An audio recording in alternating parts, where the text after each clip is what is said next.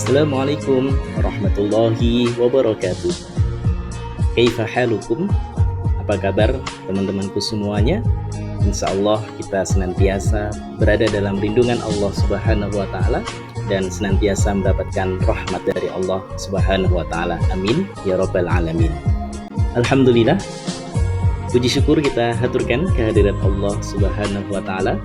Pada kesempatan kali ini, dalam pesantren virtual Ramadan ini, kita akan membahas tentang personal transformation. Nah, apa itu personal transformation? Baik, kita tahu bahwasanya semua yang ada di alam semesta ini tidak ada yang diam, tidak ada yang stagnan. Semuanya bergerak sesuai dengan intuisi dari dalam masing-masing. Nah, kenapa di dalam slide ini saya tampilkan gambar hati? Karena hati ini adalah sumber transformasi bagi manusia. Kenapa demikian? Karena hakikatnya segala perbuatan yang lahir, yang nampak dari manusia itu berawal dari hati. Kalau hatinya baik, maka perbuatan-perbuatannya pun akan ikut menjadi baik. Namun ketika hati itu buruk, maka semua perbuatannya pun akan menjadi perbuatan yang buruk. Nah, makanya semuanya itu berawal dari hati. Imam Al-Ghazali pernah mengatakan hati itu dikategorikan menjadi 3. Yang pertama adalah hati yang sehat, kedua hati yang sakit, dan ketiga adalah hati yang telah mati. Ketika seseorang memiliki hati yang sehat, tentu dia akan sangat mudah sekali untuk menyadari kebaikan-kebaikan yang diperintahkan oleh Allah Subhanahu wa Ta'ala dan menjauhi segala larangan yang telah dilarang oleh Allah. Ini adalah hati yang sehat. Jadi mudah sekali menerima nasihat, sekali diberikan nasihat kemudian langsung diterima dan dilaksanakan. Berbeda dengan hati yang sakit, yaitu hati yang kategori yang kedua tadi. Hati yang sakit ini masih memiliki intuisi kebaikan, tetapi kadang-kadang dia juga berbuat buruk. Makanya ketika dia melakukan kebaikan itu akan merasa sangat berat sekali. Ini adalah hati yang sakit, ya. Terus yang ketiga adalah hati yang sudah mati. Hati yang mati ini adalah hati yang mengeras. Kenapa mengeras? Karena banyak sekali noda, kesalahan-kesalahan, dosa-dosa yang menumpuk dalam dirinya, maka hati itu lama-kelamaan mengeras dan akhirnya mati. Nah, kalau hati sudah mati, maka tak ada lagi kebaikan yang dapat kamu perbuat. Nah, kesimpulannya begini. Kalau hatimu sehat, maka lahirlah kebaikan dalam berbuat. Kalau hatimu sakit, semua terasa berat dan melelahkan untuk dilakukan. Dan saat hatimu telah mati, tak ada lagi kebaikan yang dapat kamu perbuat.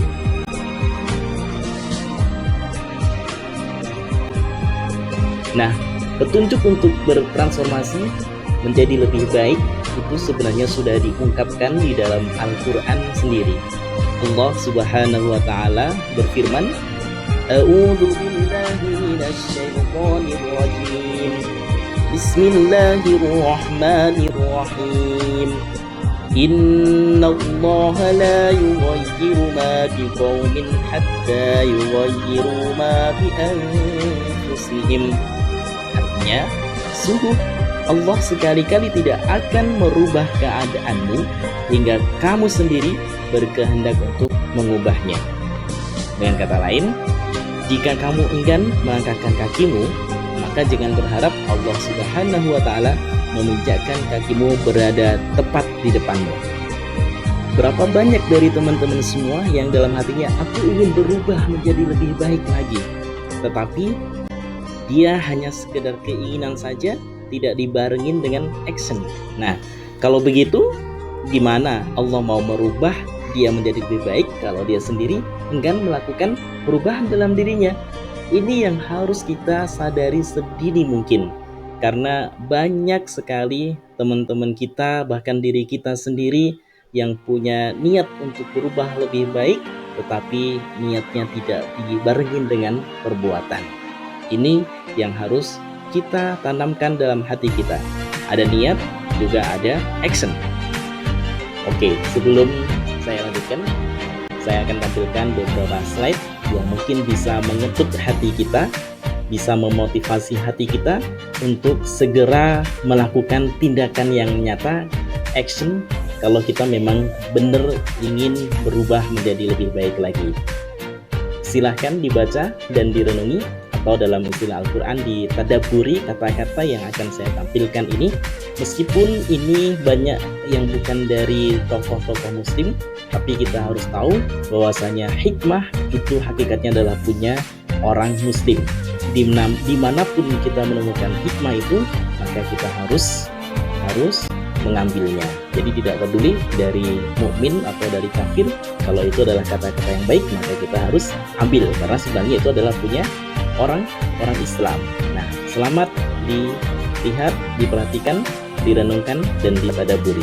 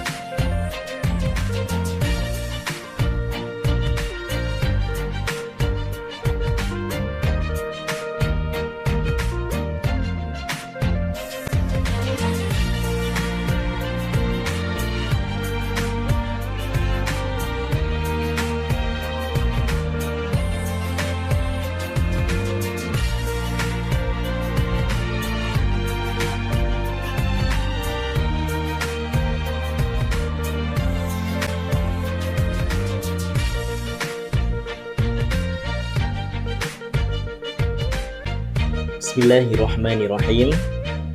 Teman-temanku yang hebat, yang dirahmati Allah Subhanahu wa Ta'ala, mengawali pertemuan kita, saya ingin berkisah tentang suatu tempat di mana di sana menjadi tempat tinggal sekaligus tempat belajar bagi ratusan remaja yang hebat. Luar biasa. Mereka memiliki sifat disiplin yang tinggi, percaya diri yang tiada tara. Mereka sangat kreatif dan inovatif sesuai dengan passion. Yang menarik adalah kenapa saya bilang luar biasa di tempat ini, karena di tempat ini tidak semua anak pandai, tidak semua anak memiliki IQ yang tinggi. Bahkan nilai-nilai tidak menjadi masalah di tempat ini. Masih banyak anak yang terbata hanya sekedar untuk membaca di tempat ini. Kenapa demikian? Maklum, latar belakang anak-anak di sini ada yang dari anak jalanan, putus sekolah, bahkan belum pernah sekolah sebelumnya. Di samping itu, mereka juga berasal dari berbagai latar belakang keluarga yang kurang mampu. Tapi saat saya berkunjung ke tempat itu di tahun 2019 kemarin, mereka luar biasa ramah penyambutannya. Mereka sangat disiplin, meski berasal dari latar belakang keluarga yang kurang beruntung, tapi mereka menolak untuk dikasihani. Luar biasa. Dan mereka lebih memilih untuk mandiri. Mereka sangat produktif, seperti tidak ada satu detik pun yang terlewati tanpa berkarya. Di dalam tempat itu, ada banyak produktivitas yang menjadi penopang kehidupan mereka. Bahkan dalam setahun, laba mereka mencapai miliaran rupiah. Subhanallah. Saya jadi berpikir, kalau anak jalanan yang sering kita judge sebagai anak yang susah untuk ikut aturan, tetapi di tempat ini mereka mampu loh merubah dirinya. Anak yang terluka batinnya karena keluarganya yang kurang harmonis dan lain sebagainya, kelemahan ekonomi dan lain sebagainya, biasanya anak yang demikian atau remaja yang demikian ini lebih banyak menyerah daripada bertahan. Tapi di tempat ini mereka menjadi luar biasa periang dan masih banyak lagi kisahnya. Sungguh di sini ada transformasi yang luar biasa dari setiap personal yang ada di sini. Dan saya pun mempunyai satu kesimpulan setelah dari tempat ini, bahwa transformasi itu adalah kita sendiri yang menggerakkan. perubahan itu kita yang membuat, dan Allah Subhanahu wa Ta'ala yang memberikan kemampuan untuk melakukan perubahan itu. Caranya bagaimana? Allah Subhanahu wa Ta'ala menancapkan niat dan tekad yang kuat di hati kita, hingga akhirnya Allah Subhanahu wa Ta'ala merealisasikan perubahan itu ada pada diri kita. Maka jangan menyerah untuk bertransformasi meski itu lelah, karena kekelarahanmu akan menghasilkan perubahan yang luar biasa pada dirimu. Dan teruslah memohon kepada Allah agar Allah tetap menancapkan niat yang kuat pada hati kita, agar kita mudah menjalankan transformasi kehidupan kita menjadi pribadi yang lebih baik lagi dan lebih baik lagi, terutama kita awali di bulan Ramadan tahun ini. Oh iya, saya belum kasih tahu tempat hebat yang saya ceritakan tadi. Tempatnya ada di Jawa Timur, yaitu di Batu, di kota Malang sana.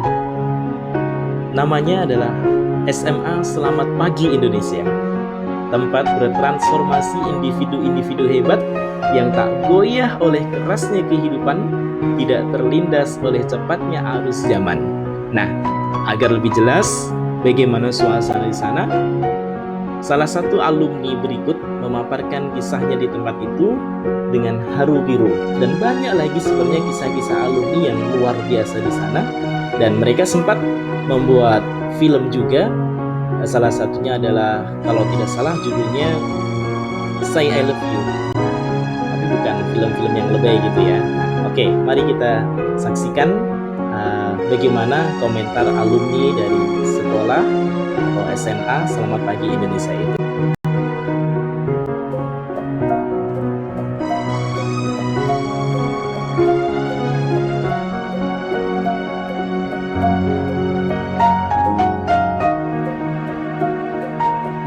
Perkenalkan, saya Wayan. Saya lahir di Bali, di Bangli tepatnya. Saya berasal dari keluarga yang waktu itu sangat sederhana. Orang tua saya waktu di Bali, mereka sangat kesulitan untuk bisa memenuhi kebutuhan hidup mereka. Dan akhirnya orang tua saya, mereka pindah ke Sumatera, mereka transmigrasi, dan besarlah saya akhirnya di Sumatera gitu.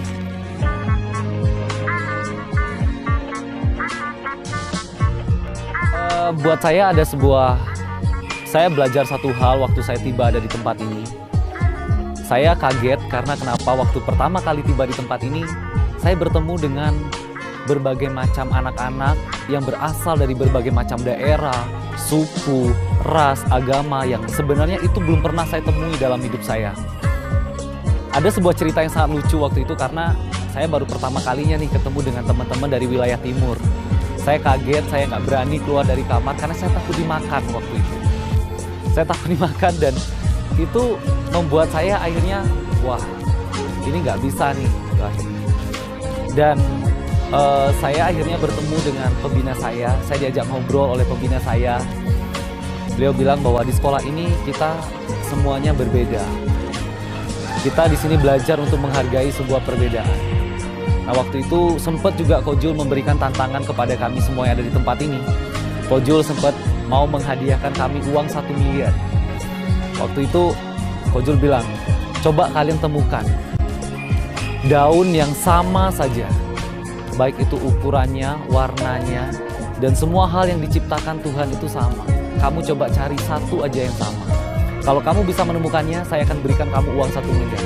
Dan sampai hari ini kita belum pernah menemukan ada daun yang bentuknya sama, ukurannya sama, dan semuanya sama. Nggak ada.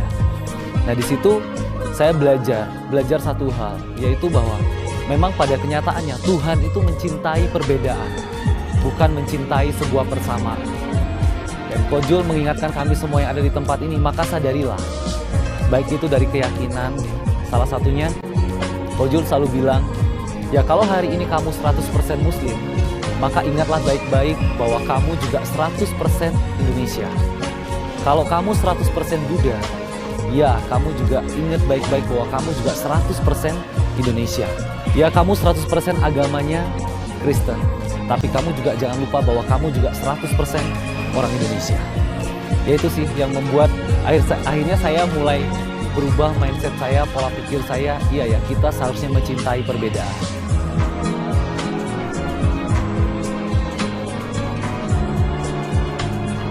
Kalau momen tersulit pada waktu itu ya, saya harus menerima sebuah keadaan ya.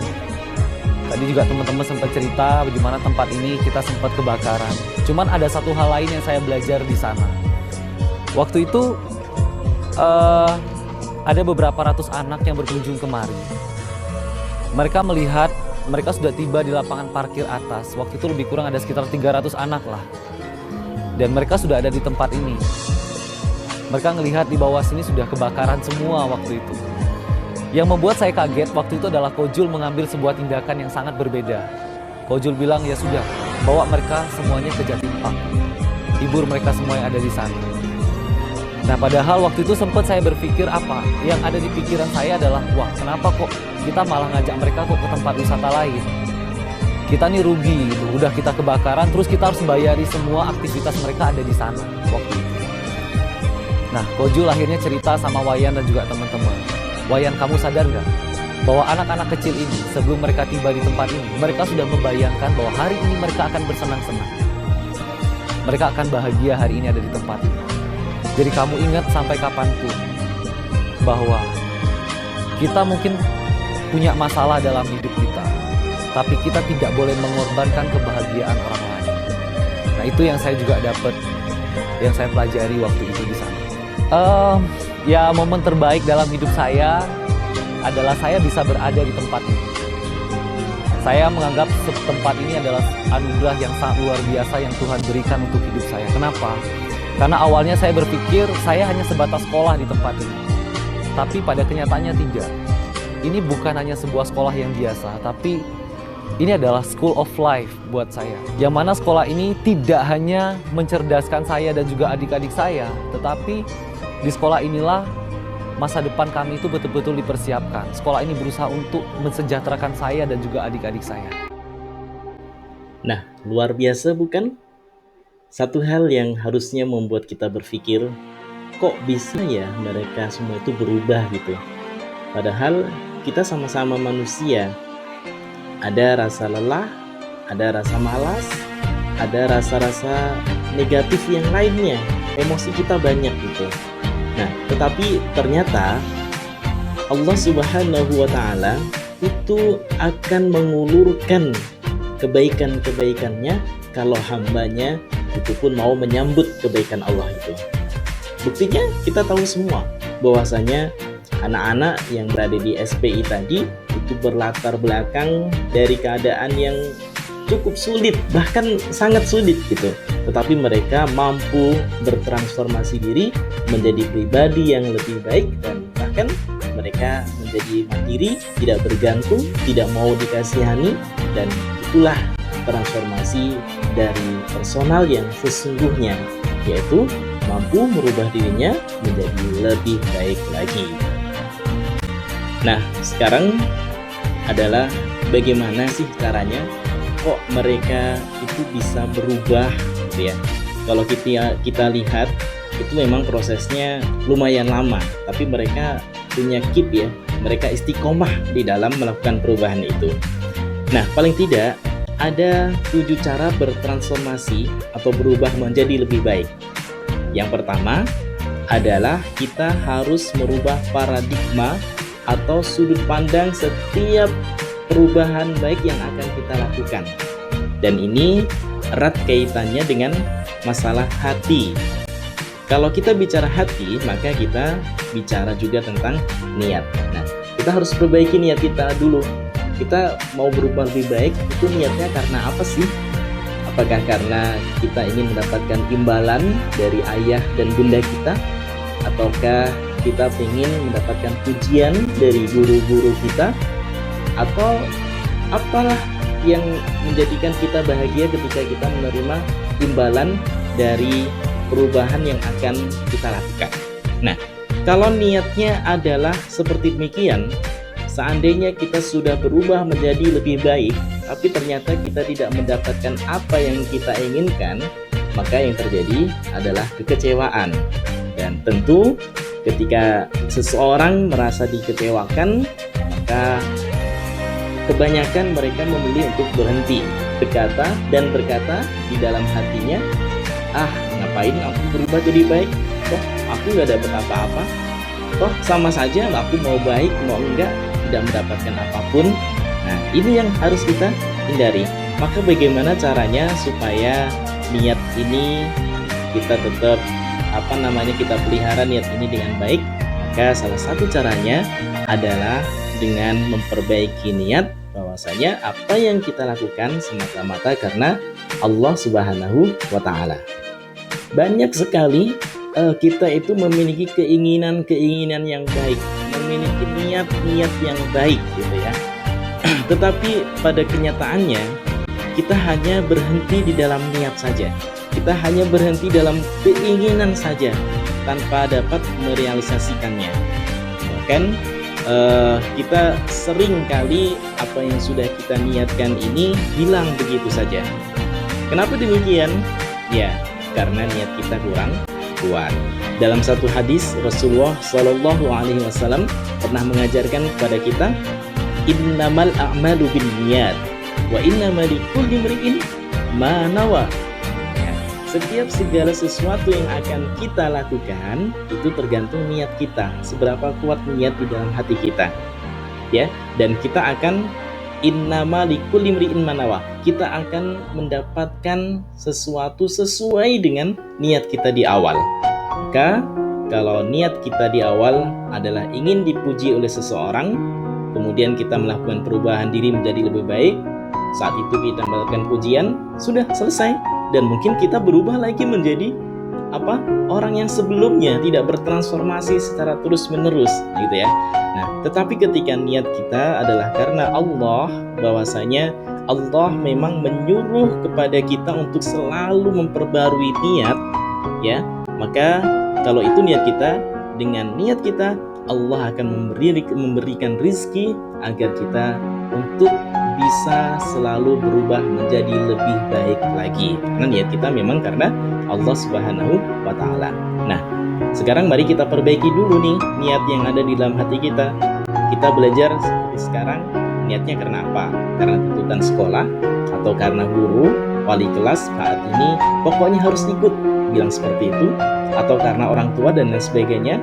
Nah, kalau niat kita hanya karena guru, hanya karena perintah orang tua, atau karena hal yang lainnya, maka sungguh niat itu sangat rapuh sekali. Tapi kalau niat kita dalam hal ini yaitu menuntut ilmu yang telah diwajibkan oleh Allah Subhanahu wa taala, maka sungguh niat kita sangat kuat dan Allah akan memberikan rezeki kepada kita pemahaman-pemahaman yang baru lagi sehingga kita dapat melakukan perubahan diri menjadi lebih baik dengan mudah, tentunya dengan pertolongan Allah Subhanahu wa taala. Yang kedua, gimana caranya supaya kita lebih cepat bisa berubah menjadi lebih baik?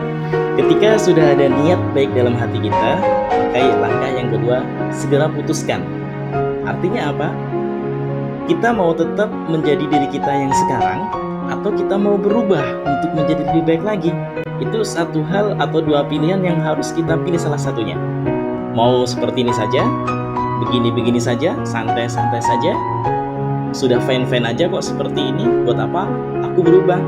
Atau kalau misalnya teman-teman saya saja bisa berubah menjadi lebih baik, kenapa saya tidak? Nah, ini segera putuskan. Di dalam Al-Quran pun Allah sudah mengatakan a'udzubillahi minasyaitonirrajim, al-haqqu min rabbik fala takunanna minal mumtarin. Ada dalam ayat waqulil haqqu min rabbikum faman syaa'a falyu'min wa man syaa'a falyakfur. Sesungguhnya kebaikan itu dari aku, kata Allah. Barang siapa yang mau beriman, silahkan beriman, dan barang siapa yang mau kufur, silahkan kufur. Nah, kita di dalam melihat satu kebaikan saja yang datangnya dari Allah, itu kita dikasih pilihan oleh Allah, mau beriman atau mau kufur. Kalau mau beriman, silahkan beriman. Kalau mau kufur, silahkan kufur.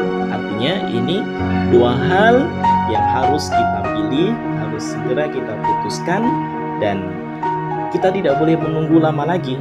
Kalau kita sudah putuskan, harus kita lakukan. Nah, ini yang harus menjadi pertimbangan kita ketika kita mau cepat berubah menjadi lebih baik. Karena tidak ada satupun usaha manusia ketika dia ingin berubah menjadi lebih baik, kecuali Allah akan menolongnya, akan menyambutnya, memudahkannya untuk mencapai tujuan tersebut. Baik, niat sudah, mengambil keputusan sudah. Lalu apa yang ketiga? Yang ketiga, kita tidak boleh menunggu lagi untuk melakukan perubahan menjadi lebih baik. Apa? Yaitu kita harus action. Nah, ini yang harus kita perhatikan, bahwasanya ada banyak ayat yang mengatakan innalladzina amanu wa amilus solihati falahum jannatun na'im, innalladzina amanu wa amilus solihati falahum ajrun ghairu mamnun. Itu ayat itu menerangkan bahwasanya ada kaitan erat antara niat yang ada dalam hati kita dengan action perbuatan amal solih kita. Nah, tadi sudah dikatakan niat sudah, kemudian mengambil keputusan untuk berubah sudah, tapi kalau tidak ada action, ya sama saja.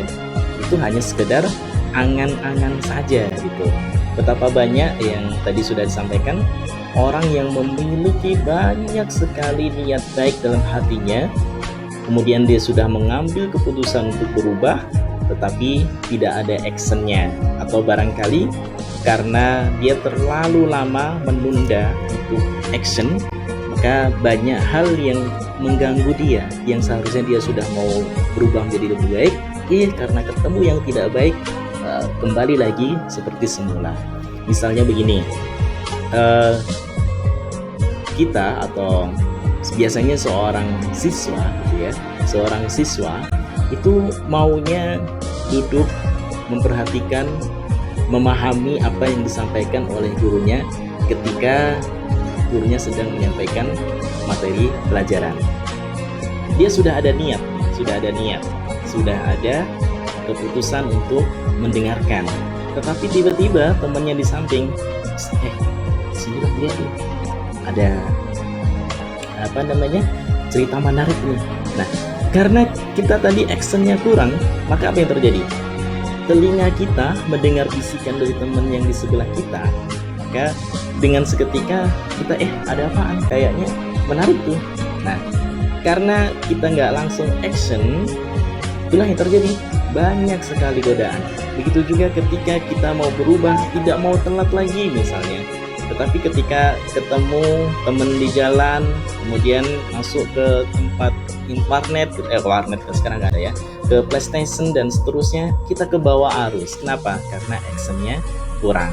Maka ketika sudah ada niat, ketika sudah ada keputusan, kamu harus istiqomah, harus segera action. Jangan lagi menunda-nunda. Kalau bisa dilakukan sekarang, kenapa harus ada kata nanti? Kalau bisa sukses sekarang, kenapa harus nunggu nanti-nanti? Nah, itu tidak ada di dalam kamus seorang muslim. Oleh karena itu, kita harus cepat-cepat action untuk melakukan perubahan diri menjadi lebih baik, terutama di bulan Ramadan ini. Lalu apa yang keempat? Yang keempat, lakukan koreksi. Koreksi hasilnya. Setelah saya melakukan perubahan ini, sedikit demi sedikit, apa ya yang aku rasakan dalam hatiku? Apakah aku lebih nyaman lagi? Atau ada rasa tidak nyaman? Kalau merasa nyaman, maka teruskan. Tapi kalau tidak nyaman, apakah langsung berhenti? Tidak. Kita harus muhasabah diri. Mungkin kenapa kita tidak merasa nyaman dalam perubahan, proses berubah menjadi lebih baik? Karena mungkin lingkungan kita masih memilih lingkungan yang lama, pergaulan kita masih memilih pergaulan yang lama, karena kita masih sehari-hari berinteraksi dengan kebiasaan lama kita. Meskipun kita sudah melakukan perubahan, maka itu akan terasa sangat berat, terasa tidak nyaman. Kalau demikian, kita harus koreksi hasilnya. Kalau tadi yang terjadi adalah kok rasanya berat, maka kita lakukan perubahan lagi supaya kita lebih nyaman. Caranya gimana? Perbaiki lingkungannya, cari pergaulan yang lebih positif, yang searah dengan perubahan yang sedang kita lakukan. Jadi jangan melakukan perubahan tapi masa lalunya masih seperti itu saja, dan itu akan tertatih-tatih melakukan perubahannya, sangat melelahkan memang. Nah, itu dia. Kemudian kalau kita merasa perubahan yang kita lakukan ini kok berjalan dengan sangat lambat banget, ya tentu kita harus sadar bahwasanya proses itu tidak semudah membalikkan telapak tangan. Ada prosesnya. Kita lihat saja Nabi Nuh alaihi salam saja berdakwah ratusan tahun dengan istiqomah gitu ya. Tetapi hasilnya apa? Hasilnya hanya puluhan orang yang beriman. Ratusan tahun loh itu Nabi Nuh berusaha untuk merubah kaumnya menjadi kaum yang awalnya menyembah berhala menjadi kaum yang mentauhidkan Allah. Selama ratusan tahun hasilnya hanya puluhan orang. Tetapi apakah Nabi Nuh menyerah? Tidak. Ya, Nabi Nuh tetap berpasrah kepada Allah, tetap berusaha kepada Allah agar kaumnya menjadi kaum yang lebih baik. Kemudian banyak lagi kisah-kisah yang menginspirasi kita bahwasanya memang proses berubah untuk menjadi lebih baik itu tidak cepat gitu ya, memerlukan proses yang sangat panjang. Ada satu buku yang judulnya itu adalah Atomic Habits gitu ya. Kebaikan yang dilakukan 1% setiap hari itu nanti akan berakumulasi selama 1 tahun, itu akan menyumbang 37% keberhasilan kita. Sebaiknya kalau keburukan yang kita lakukan 1% saja setiap hari, maka juga akan sama, akan menyumbang kegagalan kita dalam 1 tahun kemudian, akan lebih banyak menyumbang kegagalan daripada kesuksesan. Maka oleh karena itu tentu proses ini lebih sangat ditekankan daripada hasil. Kenapa? Karena kalau prosesnya baik, pasti hasilnya akan baik. Demikian kalau prosesnya gagal, maka hasilnya juga akan gagal. Yang kelima adalah konsistensi diri. Ya, jadi kita tadi sudah mengoreksi hasilnya. Kalau baik, kita harus lanjutkan. Kalau buruk, kalau kurang nyaman, kita perbaiki lagi. Dan itu harus kita lakukan secara istiqomah. Rasulullah Shallallahu Alaihi Wasallam pernah ditanya oleh Sayyidah Aisyah, masalah apa atau amal apa, kata Aisyah pada saat itu, yang paling Allah cintai ya Rasul? Kemudian Rasulullah menjawab, yang paling Allah cintai adalah amal yang dilakukan secara terus-menerus meskipun itu sedikit. Beliau bersabda lagi, dan amal itu, perbuatan itu dilakukan sesanggup atau semampunya. Jadi tidak ada paksaan di sana. Sedikit tapi dilakukan terus-menerus, ya, semampunya.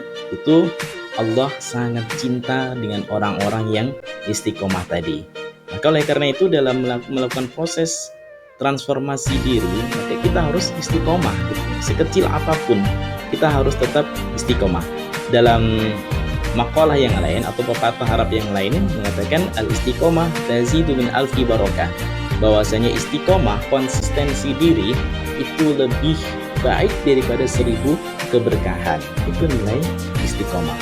Maka oleh karena itu di dalam proses perubahan ini, ya, untuk menjadi lebih baik, pasti banyak sekali godaan-godaan, pasti banyak sekali gangguan-gangguan, tetapi dengan istiqomah kita akan bisa mengalahkan gangguan-gangguan itu, godaan-godaan itu, dan akhirnya kita akan mencapai tujuan menjadi pribadi yang lebih baik lagi.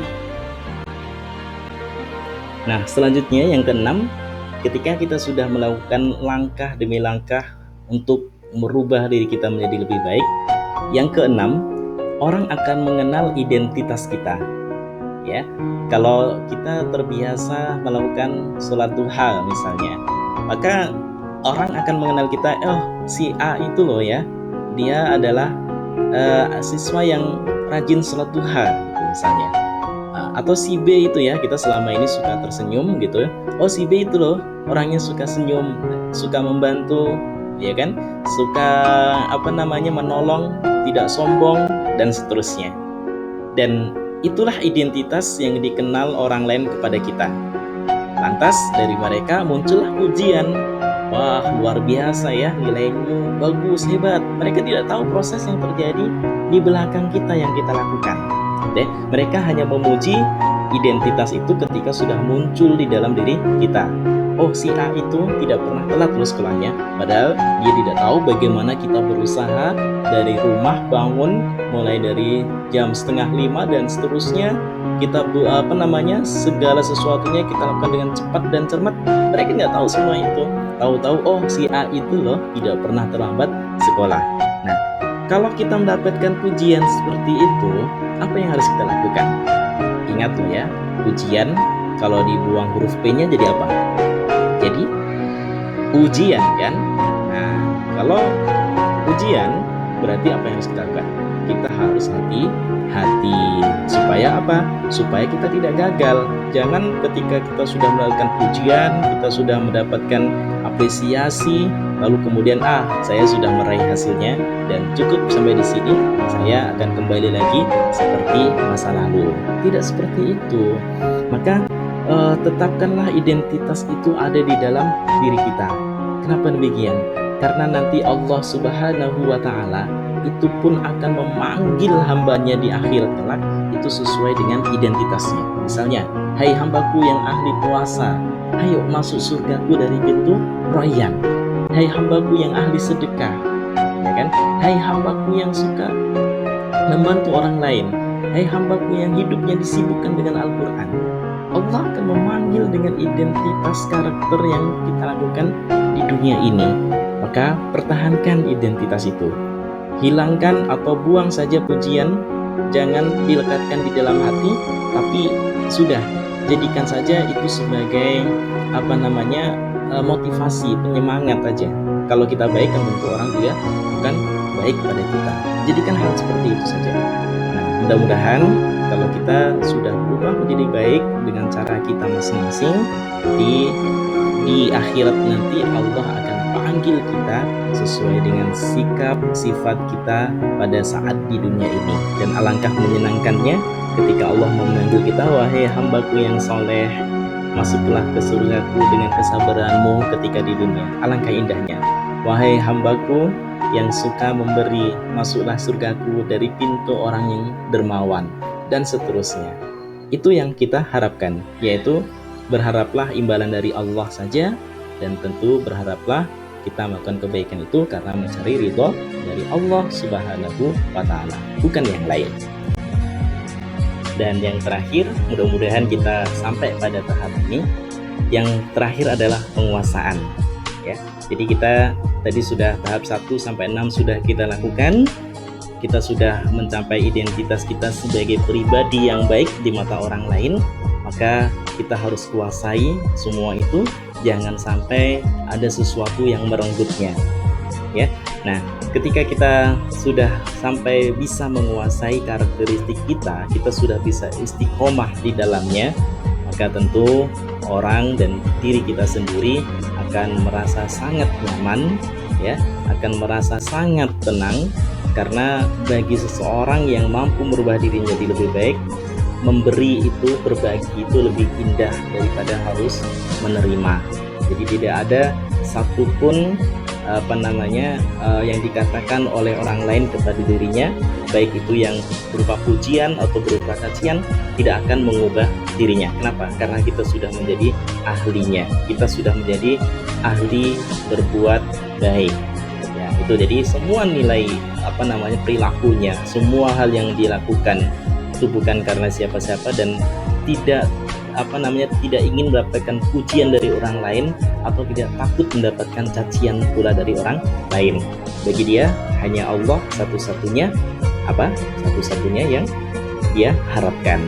Dan ingat loh, kita semua ini adalah ODP. Apa itu ODP? Orang dalam pengawasan